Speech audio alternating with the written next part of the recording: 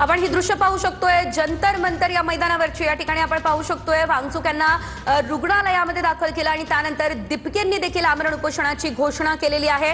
या ठिकाणी आपण एकंदरीत जर बघितलं तर अभिजित दिपके हे या ठिकाणी आपल्याला या दृश्यांच्या माध्यमातून दिसतंय। ते करना नहीं है किसी को,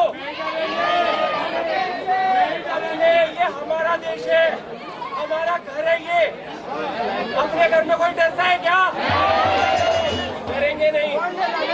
इस सरकार को बताएंगे कि ये लोकतंत्र है, लोगों का देश है। इस साइड की गुंडागर्दी नहीं चलेगी।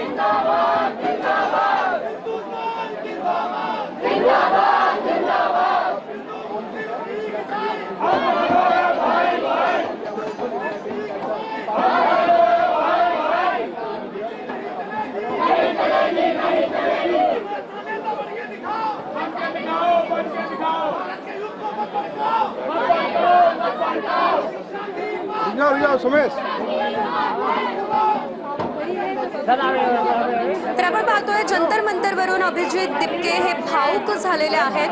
आज जी कारवाई करण्यात आलेली आहे त्यानंतर अभिजित दिपके यांनी देखील आमरण उपोषणाची घोषणा केलेली आहे आणि वांगचूक यांना रुग्णालयामध्ये पोलिसांनी दाखल केलं। त्यानंतर आंदोलनस्थळी विद्यार्थी तर आक्रमक झालेत, मात्र अभिजित दिपके हे भावुक झालेले आहेत।